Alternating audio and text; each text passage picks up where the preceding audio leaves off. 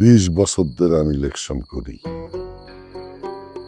কেউ 200 খায়, কেউ 2000। খিদা লাগলে করে না এমন মানুষ এই দুনিয়ায় নাই।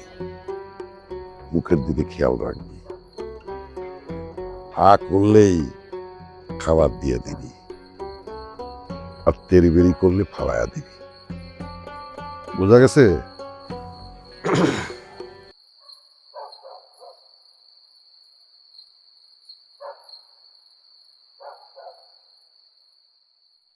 কিরে, খাওয়া বন্ধ করলি খা? খা, গলায় ঠেকছে, পানি খা, পানি খা।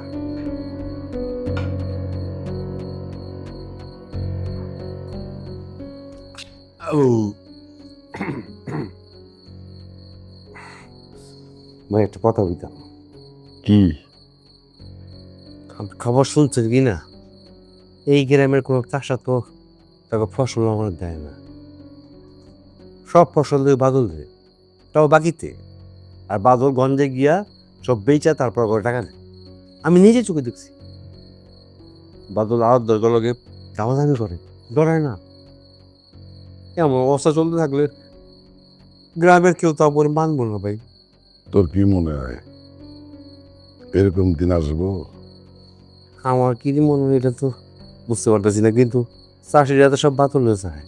অবস্থা তো খুব ভালো বলে গেছে ভাই। ভাই আমার তো ডর লাগে। 20 বছর ধরে আমি ইলেকশন করি। কেউ 200 খায়, কেউ 2000। খিদা লাগলে করে না এমন মানুষ এই দুনিয়ায় নাই। মুখের দিকে খেয়াল রাখবি, করলেই খাবার দিয়ে দিবি, আর তেরি বেরি করলে ফালায়া দিবি। বোঝা গেছে? জি ভাই, পুরোপুরি বুঝে গেছে। তাহলে আর পিঠা খাও।